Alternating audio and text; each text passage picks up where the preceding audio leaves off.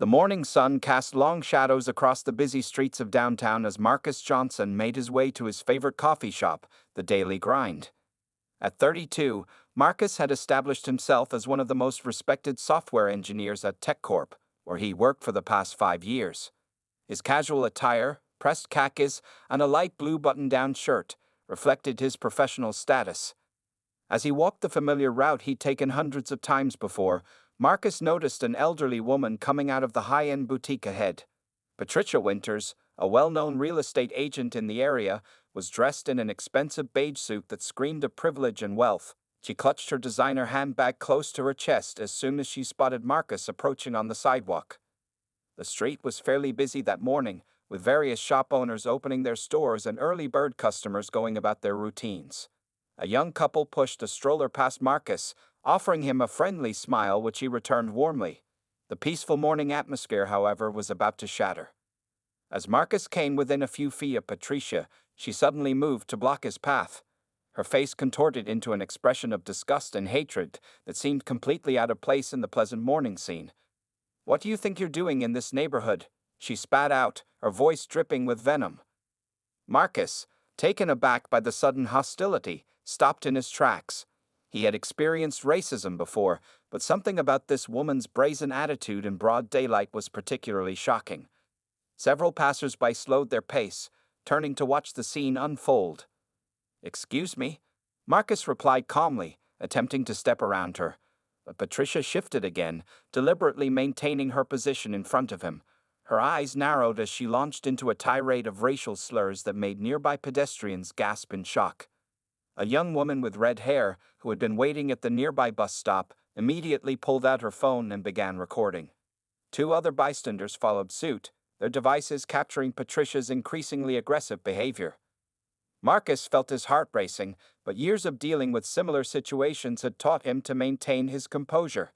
He took a deep breath, reminding himself that he had every right to be there. He was a successful professional, a homeowner in the area, and most importantly, a human being deserving of respect. "Ma'am," Marcus said firmly, his voice steady despite the adrenaline coursing through his body, "I'm simply trying to get my morning coffee. Please step aside." Patricia's response was to raise her voice even louder, drawing more attention from the growing crowd of onlookers. "You people think you can just walk anywhere you want," she shrieked, her face reddening with each word. "I've lived in this neighborhood for 40 years, and I won't stand for this." The absurdity of the situation wasn't lost on Marcus. Here he was, a man who had earned his master's degree, who led a team of developers, who volunteered at the local youth center teaching coding to kids, being harassed simply because of his skin color. Several shop owners had come to their doorways, watching the scene with concern. Tom Chen, the owner of the coffee shop Marcus frequented, stepped out onto the sidewalk with a worried expression. He knew Marcus as a regular customer and couldn't believe what he was witnessing. As the situation escalated, Marcus noticed more phones being raised to record the incident. Patricia seemed oblivious to the documentation of her behavior, too consumed by her hateful outburst to realize she was being captured from multiple angles. Marcus reached slowly into his pocket, maintaining eye contact with Patricia as he did so. His fingers wrapped around his own phone, knowing that documentation would be crucial for whatever came next. The morning sun continued to climb higher in the sky, casting harsh light on the ugly scene unfolding on what should have been a peaceful morning. Little did Patricia know that her actions in the next few moments would not only change her life dramatically, but would also spark a conversation about racism that would extend far beyond their local community. As Marcus stood there, phone in hand, he had no idea that this confrontation would soon become a catalyst for change, demonstrating how one person's dignified response to hatred could inspire thousands. The tension on the sidewalk grew thicker as more people gathered around. Patricia's face twisted with even more anger when she noticed Marcus taking out his phone. Her designer handbag swung wildly as she gestured, her voice growing louder with each passing moment. "How dare you record me?" Patricia screeched, taking a threatening step toward Marcus. Her perfectly manicured nails pointed accusingly at his face. "I'll have you arrested for harassment." The irony of her statement wasn't lost on the growing crowd of spectators. Sarah Martinez, a barista from the Daily Grind who had just arrived for her morning shift, quickly pulled out her phone to join the others who were already recording. She had served Marcus his regular morning coffee hundreds of times and knew him as one of their kindest customers. Marcus maintained his composure, keeping his phone steady as he captured Patricia's tirade. "Ma'am, you're the one blocking my path and verbally assaulting me," he stated calmly. "I'm simply documenting this incident for my safety." Patricia's response was to reach for Marcus's phone, her actions becoming more erratic. "Give me that phone," she demanded, her expensive jewelry jangling as she lunged forward. Several onlookers gasped, and Tom Chen, the coffee shop owner, started moving closer to intervene. Before Patricia could make contact, a tall man in a business suit stepped between them. Michael Thompson, a local lawyer on his way to court, had seen enough. "Ma'am, you need to step back right now," he said firmly. "What you're doing is harassment, and there are at least a dozen witnesses recording this." Patricia spun toward Michael, her rage finding a new target. "Mind your own business. You don't understand what these people are like." Her words came out in a hateful hiss, revealing even more of her prejudice. Two teenage girls watching from the boutique window pulled out their phones and began live streaming the incident. Social media was about to play a crucial role in what would happen next, though neither Marcus nor Patricia realized it yet. Marcus took advantage of the momentary distraction to create some distance between himself and Patricia. He noticed an elderly black couple across the street watching the scene with sad, knowing expressions. The woman shook her head slowly, likely remembering similar experiences from her own life. Tom Chen had finally reached the group, positioning himself near Marcus. "Patricia," he said, recognizing her as an occasional customer, "you need to leave. I've already called the police, and you're creating a disturbance in front of my business." Patricia's eyes widened at the mention of police, but instead of backing down, she doubled down on her behavior. "Oh, so you're all against me now? I see how it is." She fumbled in her bag, pulling out her phone. "I'm calling my lawyer. I'm calling the neighborhood association." More people had stopped to witness the scene, and the sidewalk was becoming crowded. A city bus slowed as it passed, passengers pressing their faces against the windows to watch the drama unfold. The morning sun now beat down strongly, adding to the tension of the moment. Marcus could hear sirens in the distance, growing closer. He continued recording, knowing that every second of footage would be important. Despite the humidity making his shirt stick to his back, he remained perfectly still, letting Patricia's actions speak for themselves. A young mother pulled her curious child closer, whispering something in his ear before hurrying past the scene. The boy looked back, his innocent eyes moving between Marcus and Patricia, perhaps witnessing his first explicit display of racism. The situation had moved far beyond a simple sidewalk confrontation. Each person watching, recording, or intervening was now part of a moment that would soon spark important conversations about racism in their community. Local news vans would arrive within the hour, and by nightfall, the video would be spreading across social media platforms. As the police sirens grew louder, Patricia's ranting became more desperate and incoherent. She seemed to sense that she had crossed a line, but her pride wouldn't let her back down. The next few moments would determine not only the immediate outcome of this confrontation, but would set in motion a series of events that would impact both their lives in ways neither could imagine. Two police cars pulled up to the scene, their sirens cutting through the morning air. Officers Sarah Rodriguez and James Wilson stepped out of the first vehicle, while officers Mike Chen and David Parker emerged from the second. The crowd parted as the officers approached, their body cameras already activated. Patricia's demeanor shifted instantly at the sight of law enforcement, though not in the way anyone expected. Rather than backing down, she rushed toward the officers, her designer heels clicking against the pavement. "Officers, thank goodness you're here. This man has been threatening me," she declared, pointing dramatically at Marcus. Officer Rodriguez raised her hand calmly, creating space between herself and Patricia. "Ma'am, please step back. We need to speak with everyone involved separately." Her experienced eyes had already taken in the dozen or so phones recording the scene, suggesting there would be plenty of evidence to review. Marcus remained where he stood, his own phone still recording, while Michael Thompson, the lawyer who had intervened earlier, stepped forward. "Officers, I witnessed the entire incident. This woman was harassing this gentleman and attempted to physically assault him. Multiple people recorded everything." Tom Chen, the coffee shop owner, nodded in agreement. "I called you officers. This woman has been causing a disturbance and harassing one of my regular customers with racial slurs." Patricia's face reddened even more. "They're all lying. You can't believe them." Her voice cracked with desperation as she realized the situation wasn't going her way. She fumbled with her phone, nearly dropping it. "I'm calling my son. He's a city council member. You'll all be sorry." Officer Wilson took out his notepad and began collecting contact information from witnesses, while Officer Chen approached Marcus. "Sir, could you tell me what happened here?" he asked professionally. Marcus spoke clearly and calmly, describing the events exactly as they had occurred. Several bystanders nodded along with his account, some even offering to share their video footage with the police. Sarah Martinez, the barista, had already uploaded her recording to the coffee shop's cloud storage for safekeeping. Meanwhile, Officer Parker was attempting to calm Patricia, who had moved from aggressive to hysterical. "This is ridiculous. Don't you know who I am? I'm Patricia Winters. I sell million-dollar properties." She waved her real estate business card in the air, unknowingly providing clear identification of herself to everyone recording.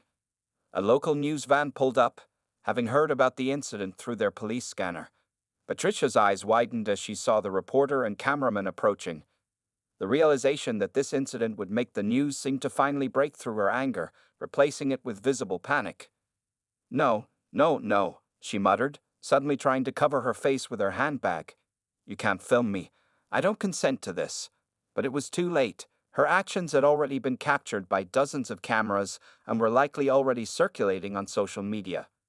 Officer Rodriguez stepped closer to Patricia. "Ma'am, based on multiple witness statements and video evidence, we're going to need you to come with us to the station to answer some questions." Her tone was professional but firm. Marcus watched as Patricia's pride finally crumbled. Her shoulders slumped, and for the first time that morning, she seemed to realize the gravity of her actions. The crowd had grown even larger, with people from nearby offices now watching from their windows. The reporter, Lisa Chang from Channel 7 News, approached Marcus. "Sir, would you be willing to give us a statement about what happened here?" she asked, her cameraman positioning himself for the shot. Before Marcus could respond, Michael Thompson interjected. "As someone with legal expertise who witnessed this entire incident, I'd advise you to wait before making any public statements. This situation may have serious legal implications." The morning had transformed from a simple coffee run into what would become a viral moment in the ongoing conversation about racism in America. As the officers led Patricia toward their patrol car, her designer heels dragging slightly on the pavement, Marcus couldn't help but think about how quickly life could change. The coffee he'd wanted was long forgotten, replaced by the weight of knowing this incident would have far-reaching consequences for everyone involved. The sun was now high in the sky, casting harsh light on a scene that would soon be played and replayed on news stations and social media platforms across the country. By early afternoon, the morning's incident had already exploded across social media. The hashtag #CoffeeShopKaren was trending, and various videos of Patricia's racist outbursts were being shared thousands of times. Each new post added to the growing wave of public outrage. Marcus sat in his office at TechCorp, trying to focus on his work, but his phone wouldn't stop buzzing with notifications. His team members had been supportive, stopping by his desk throughout the day to check on him. His direct supervisor, Janet Collins, called him into her office around 2 p.m. "Marcus, we've seen the videos," Janet said, her face showing genuine concern. "The company wants you to know we stand behind you completely. Take whatever time you need to deal with this situation." She slid a business card across her desk. "This is the contact information for our corporate legal team. They're at your disposal if you need them." Meanwhile, across town at the police station, Patricia Winters was facing the consequences of her actions. Her son, City Council member Richard Winters, had arrived but seemed more angry at his mother than supportive. Through the glass partition of the interview room, officers could see him pacing and gesturing frustratedly. "Mom, do you realize what you've done?" Richard's voice carried through the door. "Your face is all over the internet. The real estate agency is already getting flooded with calls." His political career, built on a platform of community unity, was now at risk because of his mother's actions. Back at the Daily Grind, business was booming. People were coming in specifically to show support for the coffee shop that had stood up against racism. Tom Chen had placed a "Hate has no home here" sign in the window, and customers were leaving larger tips than usual for Sarah Martinez, whose video had been one of the first to go viral.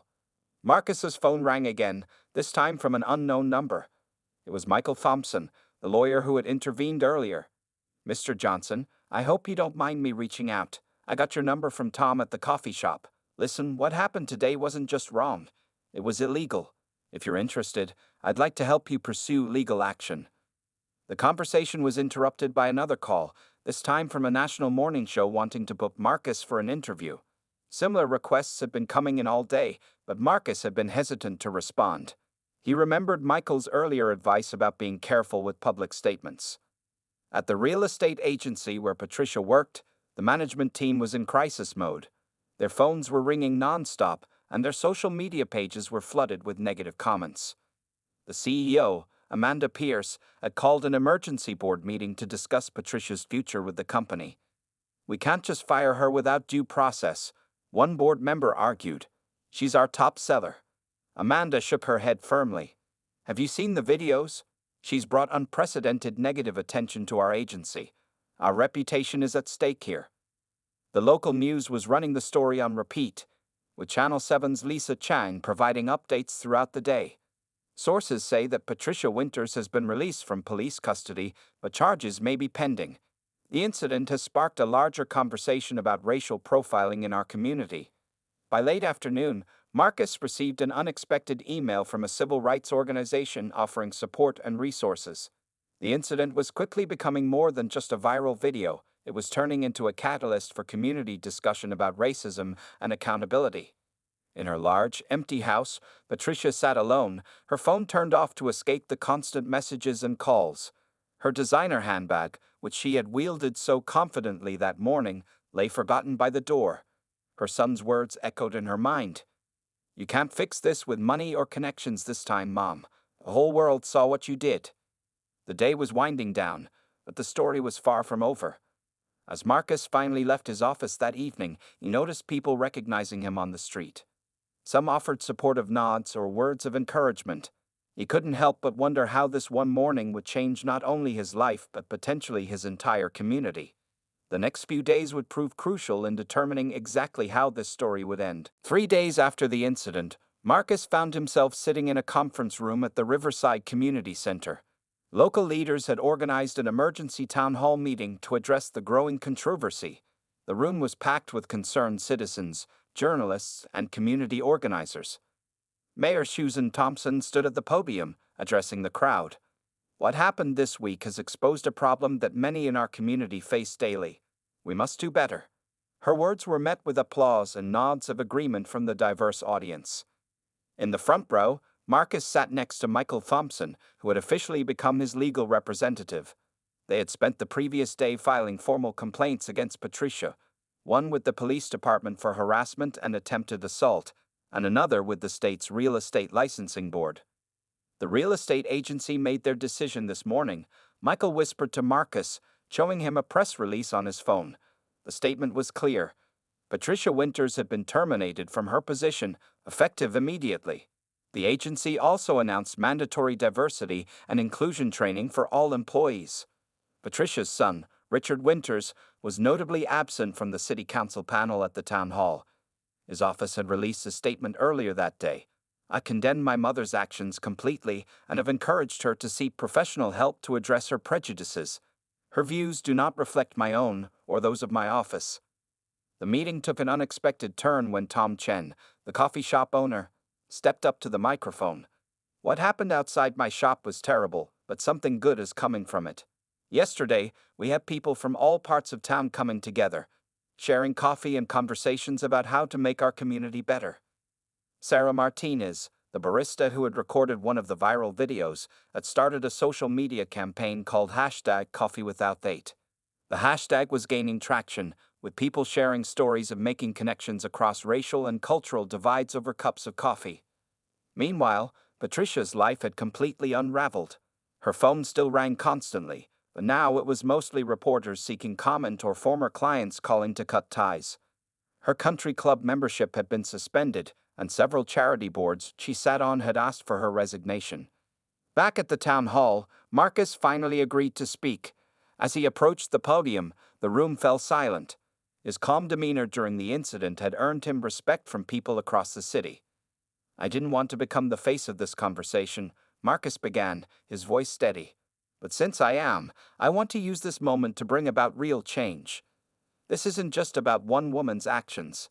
It's about acknowledging the racism that many people face every day and working together to end it." The crowd responded with a standing ovation. In the back of the room, several of Marcus's co-workers from Tech Corp held up supportive signs. Their company had announced a new initiative that morning, a scholarship program for minority students interested in technology, named in Marcus's honor. Local businesses had begun putting up "All are welcome here" signs in their windows. The daily grind had become a symbol of solidarity, with people driving from neighboring cities just to buy coffee and show support. Tom Chen had created a special drink called the Unity Blend, with proceeds going to anti-racism education programs. As the meeting continued, proposals were made for community-wide diversity training, regular cultural exchange events, and the formation of a citizens' advisory board to address discrimination. What had started as an ugly incident was transforming into a movement for positive change. Later that evening, as Marcus walked to his car, he noticed a small group of elderly black residents waiting to speak with him. One woman, who introduced herself as Mrs. Rogers, hugged him with tears in her eyes. "Thank you for handling it the way you did," she said. "You showed our young people how to stand up with dignity." The sun was setting on another day in a week that had changed everything. News vans still circled the neighborhood, and social media was still buzzing with discussions about the incident. But something was different now. There was a sense of hope, a feeling that maybe this time, real change was possible. 1 week after the incident, Marcus sat in Michael Thompson's law office, reviewing documents spread across the mahogany desk. The lawyer had just received word that the district attorney's office would be pursuing charges against Patricia Winters for harassment and attempted assault.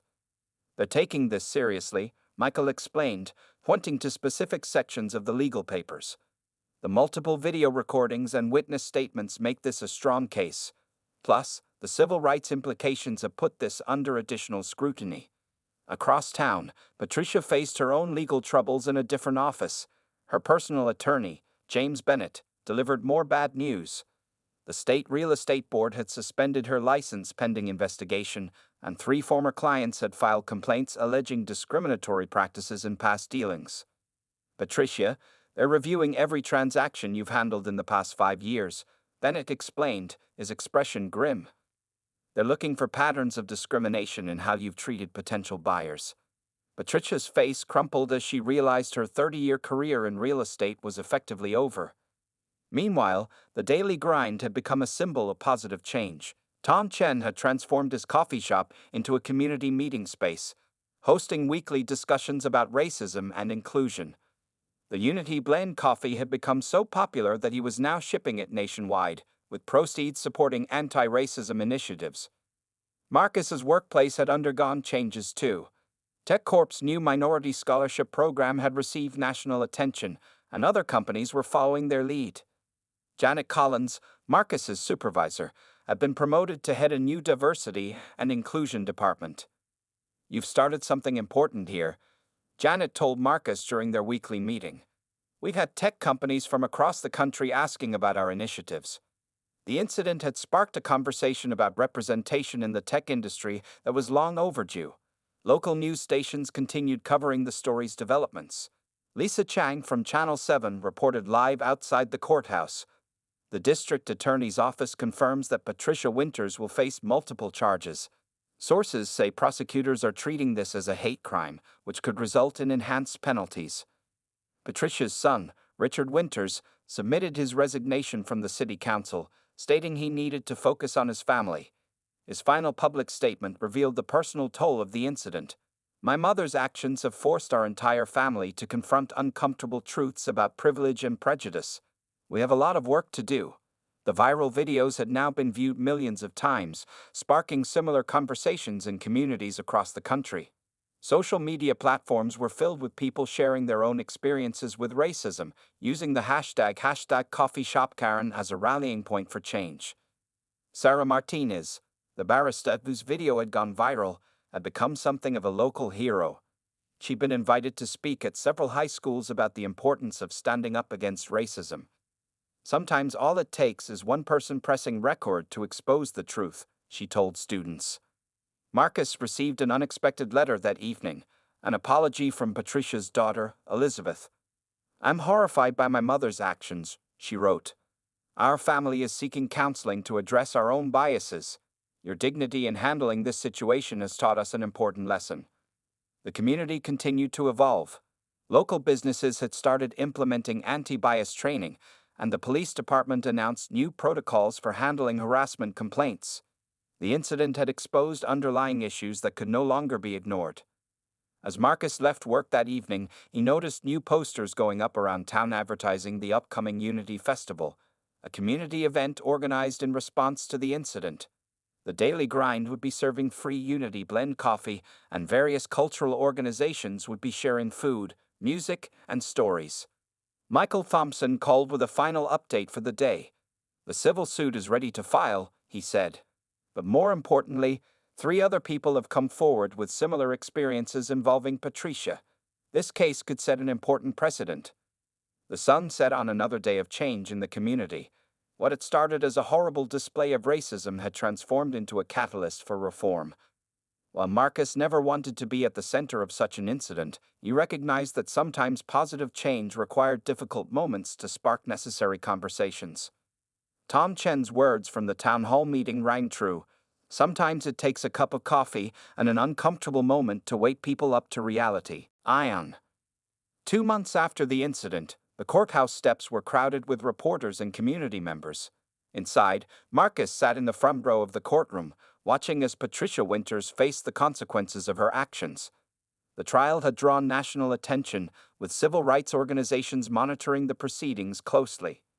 Judge Maria Hernandez presided over the case, her expression stern as she reviewed the evidence.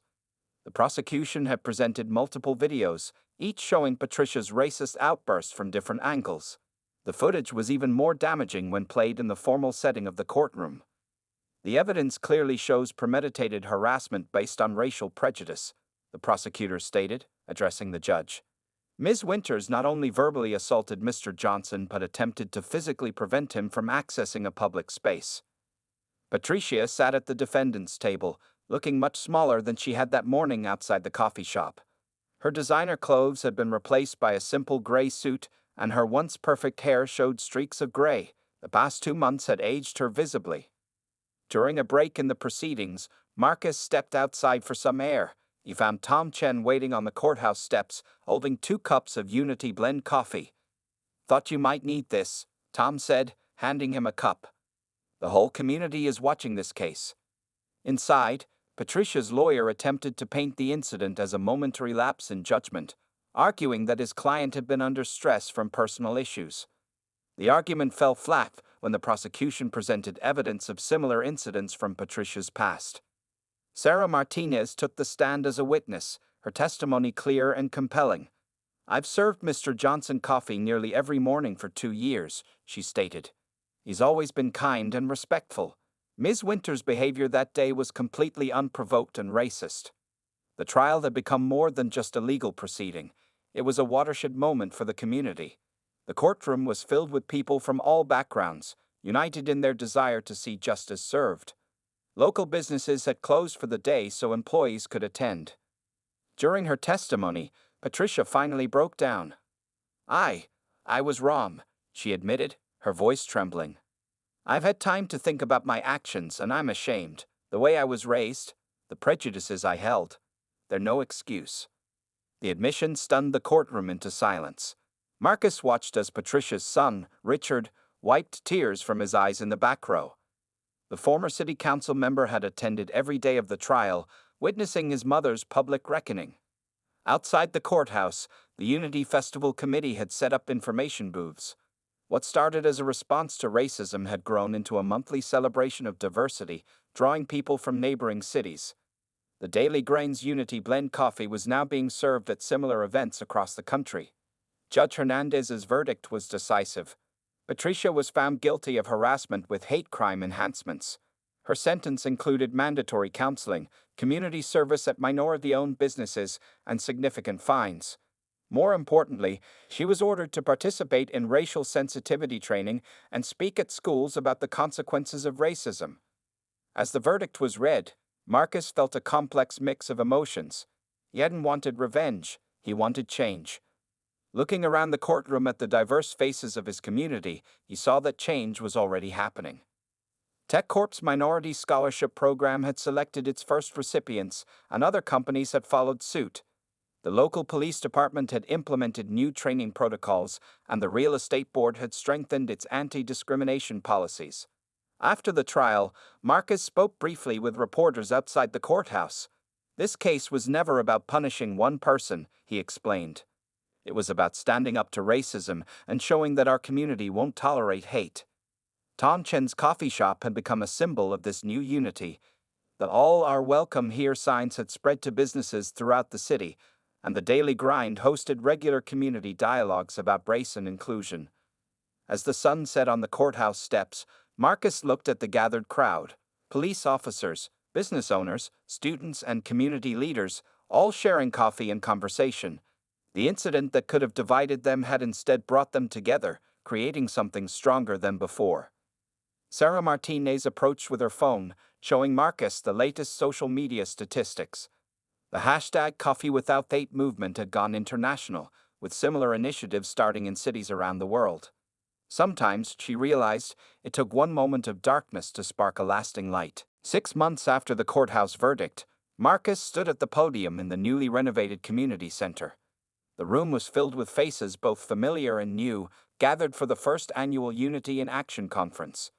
The event, sparked by the coffee shop incident, had drawn participants from across the country. When I walked to get coffee that morning, Marcus began, addressing the crowd, "I never imagined it would lead to this.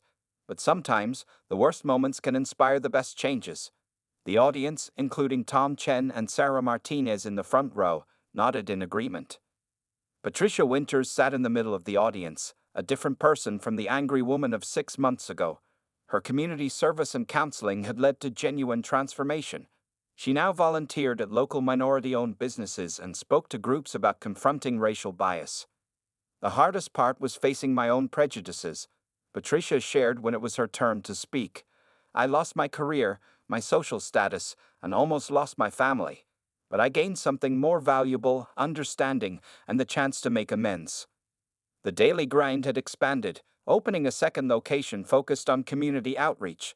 Tom Chen had hired Patricia as part of her rehabilitation, having her work alongside diverse staff members. The Unity Blend coffee had become a national symbol of reconciliation, with proceeds supporting education and anti-racism programs. Marcus's technology initiative had grown beyond TechCorp.